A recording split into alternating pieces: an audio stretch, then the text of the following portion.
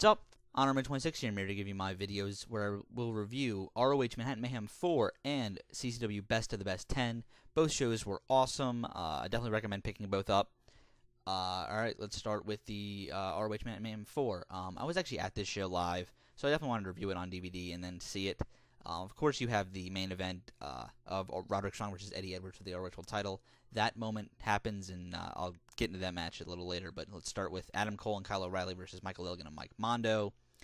The show started off with a House of Truth promo where, the whole thing where they're looking for another member, and this is Mike Mondo's test, and then you face Adam Cole and Kyle O'Reilly teaming with an official member of the House of Truth, Michael Elgin. Very, very good opener, or just a good opener, solid moves from both Adam Cole and Kyle O'Reilly and Michael Elgin. Mike Mondo just was okay. I mean, it was pretty obvious he wasn't going to make it. First off, I don't think he's very good.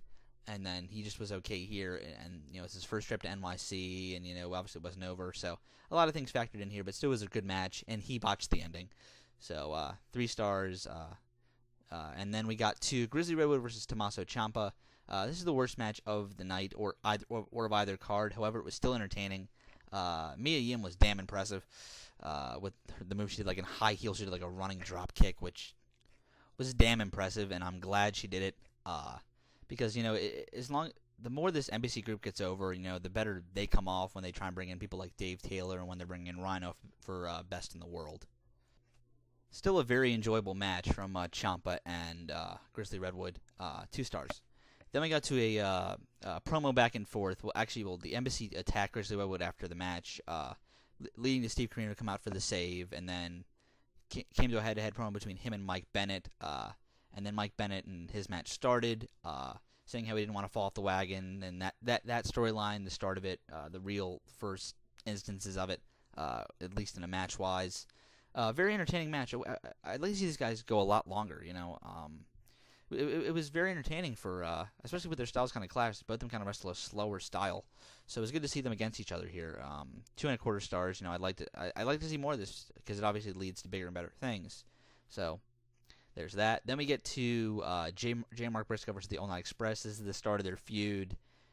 So far, the worst match that I've seen in their feud, and it was very, very good. Don't get me wrong, this match was great almost. Put over Rhett Titus huge, got the Annons over huge as faces, and then put the Briscoes over huge as heels, which I really, really liked. Came off very, very well in person, and came off even better on DVD. I didn't think ANX really got that loud. I mean, it was loud, but it wasn't extremely loud in person. But on DVD, it came off a lot better. The double turn. 3.75 stars there. Then we get to El Generico versus Tj Perkins. Very, very just solid little match here. These two probably have experience from wrestling each other all over the West Coast, PWG and other companies like that. So I imagine this would have been very good, and it was very good for the time it lasted. It only went like 9 minutes, and it was a little stiff for just a regular match, but I enjoyed it a lot. 3.25. Tj Perkins should be booked more. I mean, he was very impressive.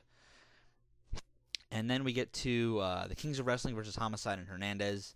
I think if Homicide or if Hernandez gets released, I think LAX could be a good addition to the ROH Tag Division. They were very good here. Hernandez was very impressive. First time ever seeing Hernandez live at the show. He was very, very good, and I was very happy to see that.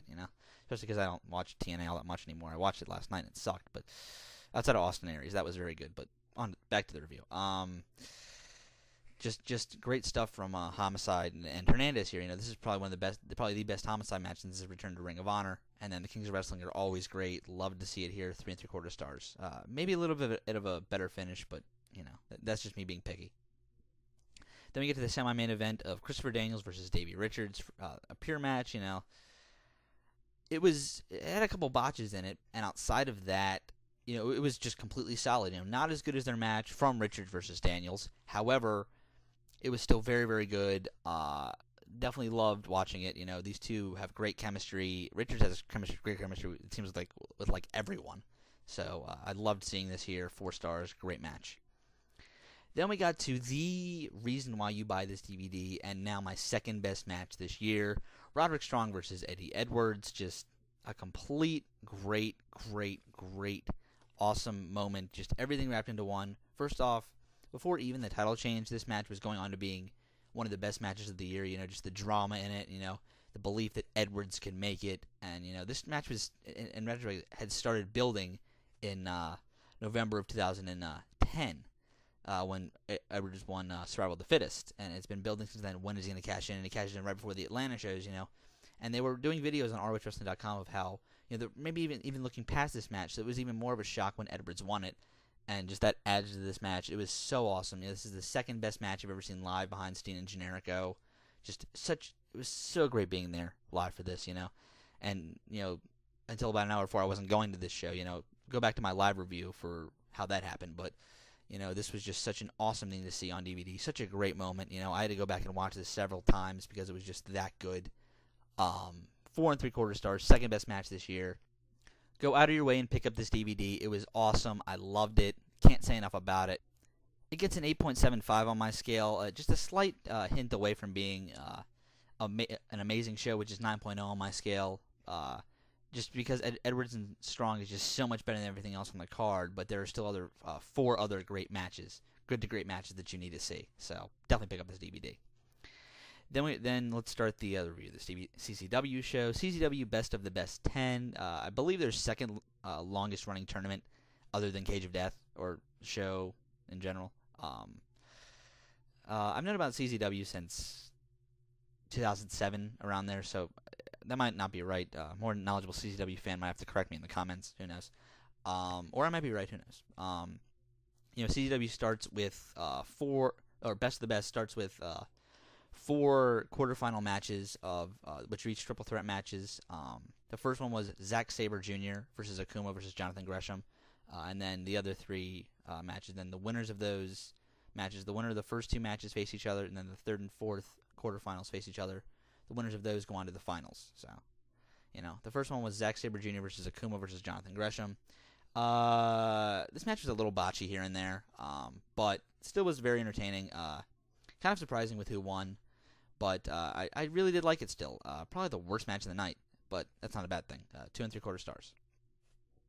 Then we get to a match that I was looking forward to greatly, and it was the best quarterfinal match. Adam Cole versus Kyle O'Reilly versus Johnny Gargano. Just such a great action in this one. Gargano, I've been, just in there with 2 guys who were staples in Ring of Honor, and then one of the best American DGUSA guys just fighting each other. Just was great for me, just seeing these guys in the ring together. Adam Cole was played as CZW self, and that's why when I hate to give away spoil, but Gargano gets eliminated first, it becomes Adam Cole versus Kyle O'Reilly, and they said how it dated back to ROH in 2006, with the CZW versus ROH feud, and that was kind of cool to hear on commentary.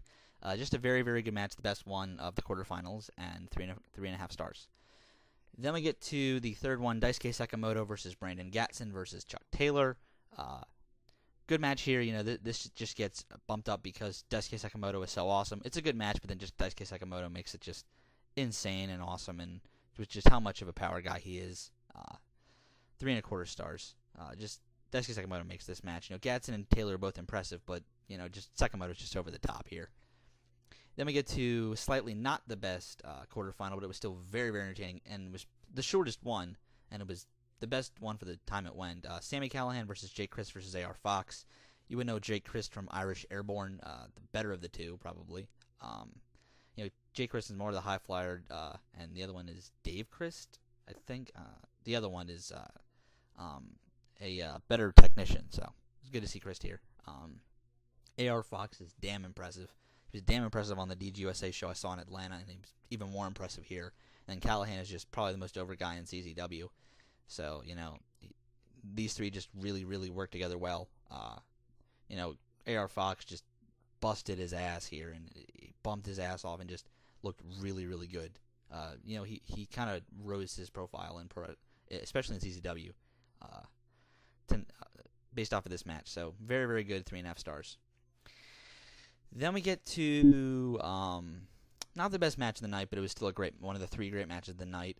Devon Moore and the Briscoe brothers versus Robert Anthony, who was the CZW champion going into this match, and Joker and Sabian. The tagline for this match is all the titles are on the line. Briscoe brothers tag titles, and then Robert Anthony's world title.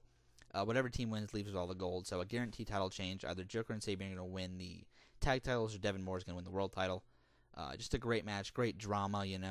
Jon Moxley played a role in this match, being his final CZW appearance, and it was just a great moment in this match. Based off of who won, I don't want to reveal it, but just a great moment. 4 stars, great match. Then we get to the 2 semifinal matches. First one, Adam Cole and Zack Sabre Jr. Rematch from CZW Live in Germany. That match was very, very good. This one was not as good. However, it was still good, very good as well. They kind of played off the fact that Zack Sabre Jr. injured his leg in the first match. So Adam Cole worked over that and just was his heelish self, and that's how it led to the finish. Just very good match, 3.5 stars. Just another solid match from these two together. Then we get to Sami Callihan versus Daisuke Sekimoto. 2 very hard hitters here. I was wondering how this match was going to go, and it went very, very well. Very shocking ending. I had never seen Sekimoto tap out. You can see who goes to the finals based off of the description box, so whatever. It's just it felt like Callihan was on the verge of something epic, and then he couldn't be stopped. And they played off of that in the finals, which I'll get to in a minute. But just another very, very good match, and probably the better of the 2 semifinal matches. So 3.5 stars there. Then we get to the Rag and Rock and Roll Glass Crush Death match for the CZW Ultraviolent Underground title. Jun Kasai, the champion, taking on Danny Havoc. They explained in this match the backstory. Danny Havoc had 3 goals in life. One, to marry his his high school sweetheart. He did that, and then to wrestle in CZW, he's done that, and then to beat his idol Jun Kasai, and he's going to try and do that in this match. So a very good backstory. I really liked it. Jun Kasai is an absolute monster. He's one of the craziest people in the world, and he's just an out there personality in pro wrestling. And this match completely showed that. He's just out there in the good way. For pro wrestling, goes through a lot of pain. This match is gory and bloody, and everything. I said in my WXW review, his match with Drake Younger wasn't, but just. The in-ring wrestling has to be there, and the spots have to be there for a match like this to be on par with that, and it was. So, very happy with this. Great ending. I'll say this is the best match of the night. 4 stars. Then we get to the main event for the finals of the best. Sami Callihan versus Adam Cole. Great match here. They played off of all the previous matches these two were in the previous night. Just such great stuff. And they played off the fact that Sami Callihan had to go through 2 very tough matches when Adam Cole kind of had a little bit of an easier road to the final. So they played off of that, Adam Cole working over Sami Callihan most of the match, and then Callahan's comeback, and then how Adam Cole shuts that down, and just a great the segment after this match went on way too long, but if it was 5 or 10 minutes shorter, it would have been a perfect ending segment. Just great stuff here. A good look for CZW. Apparently they ruined it with how according to LV, Jim, and Trademark, how bad their Proving Ground show was. And International Incident, I heard, sucked as well. But CZW looked like a very interesting company coming out of this show, and this was a great show. I still like Manhattan Mayhem 4 a tiny bit better because of Strong and Edwards, but this was still an awesome show. Pick it up. 8.75 as well. Just great stuff here from CZW. All right, I will see you guys later.